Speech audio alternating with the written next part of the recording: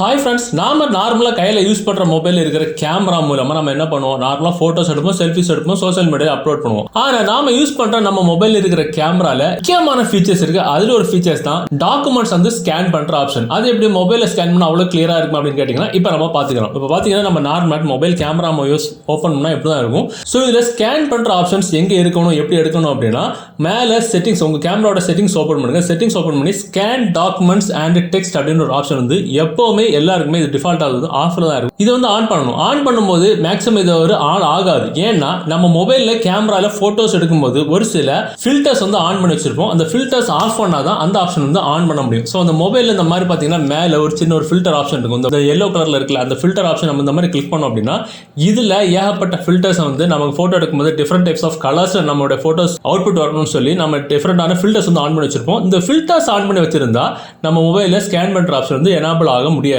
So அதனால அதை அப்படியே சேவ் பண்ணி லாஸ்ட் ஒரிஜினல் அப்படின்ற ஆப்ஷன் இருக்குல்ல, அதில் மட்டும் வச்சுட்டு பேக்கில் வந்துடணும். இப்போ பார்த்தீங்கன்னா பேக்கில் வந்ததுக்கப்புறம் இப்போ மேலே அந்த செட்டிங்ஸை கிளிக் பண்ணி அந்த ஸ்கேன் டாக்குமெண்ட்ஸ் அண்ட் டெக்ஸ்ட் அப்படின்ற ஆப்ஷன் ஆன் பண்ணி பாருங்க, ஆன் ஆகும். ஸோ இப்போ பேக்கில் வருவோம்.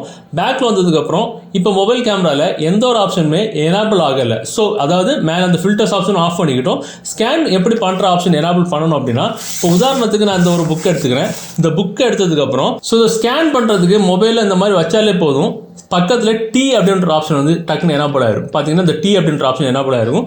ஸோ இந்த டி அப்படின்ற ஆப்ஷனை இந்த மாதிரி கிளிக் பண்ணால் போதும், ஆட்டோமேட்டிக்காக இந்த மாதிரி ப்ராசஸிங் நடக்கும். ஒரு முக்கியமான விஷயத்தை ஸ்கேன் பண்ணோம் அப்படின்னா இந்த மாதிரி அது வந்து எனேபிள் ஆகி கேப்சர் ஆகிடும். கேப்சர் பண்ண அந்த டாக்குமெண்ட் கரெக்டான பொசிஷனில் ஒரு, நான் இப்போ ரஃபாக எடுத்து வச்சிருக்கிறேன். இந்த ஸ்கேன் அப்படின்ற ஆப்ஷனை வந்து கிளிக் பண்ணால் போதும், ஆட்டோமேட்டிக்காக இந்த மாதிரி ஒரு ஸ்கொயர் வந்து எனேபிள் ஆகும். ஸோ இந்த ஸ்கொயரை நமக்கு எந்த இடத்துல கரெக்டாக வைக்கணுமோ அந்த இடத்துல எவ்வளோ தூரம் வேணும், அந்த அதாவது கிராப் பண்ணணும், அந்த கிராப் பண்ணுற பொசிஷன் எவ்வளோ தூரம் வேணும் அப்படின்றது வந்து நம்ம தேவைக்கு தகுந்த மாதிரி வந்து நம்ம வந்து பொசிஷன் வந்து சேஞ்ச் பண்ணிக்கலாம். ஸோ தேவைக்கு தகுந்த மாதிரி அந்த பொசிஷன், அந்த 4 டாட்டையும் அந்த டாக்குமெண்ட்டோட சைஸில் நம்ம செட் பண்ணிக்கிட்டு கீழே பார்த்தீங்கன்னா உங்களுக்கு சேவ் இருக்கும்.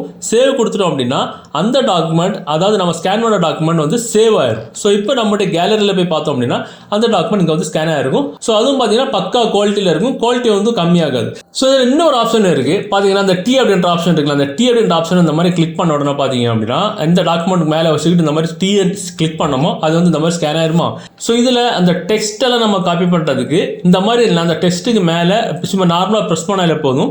எவ்வளோ தூரம் நமக்கு அந்த டெக்ஸ்ட் செலக்ட் பண்ணணுமோ அந்த டூலை யூஸ் பண்ணி நமக்கு வந்து டெக்ஸ்ட்டை வந்து செலக்ட் பண்ணிக்கலாம். பார்த்தீங்கன்னா இங்கேருந்து எனக்கு டெக்ஸ்ட் செலக்ட் பண்ணணும் அப்படின்னா அந்த டூல், அந்த செலெக்ஷன் டூலை நம்ம செலக்ட் பண்ணி தேவையான டெக்ஸ்ட்டை நம்ம செலக்ட் பண்ணிக்கிட்டு மேலே பார்த்தீங்கன்னா காப்பி இருக்கும், டிரான்ஸ்லேட் இருக்கும், இந்த மாதிரி ஆப்ஷன் இருக்கும். ஸோ உங்களுக்கு டெக்ஸ்ட்டை செலக்ட் பண்ணி ஆட்டோமேட்டிக்காகவே உங்களுக்கு டிரான்ஸ்லேட் பண்ணணும் அப்படின்னா கூட நம்ம கேமராலே வந்து டிரான்ஸ்லேட் பண்ணிக்கலாம். இல்லை செலக்ட் பண்ண டெக்ஸ்ட்டை காப்பி பண்ணணும் கூட அந்த காப்பி ஆப்ஷன் யூஸ் பண்ணி காப்பி பண்ணிக்கலாம்.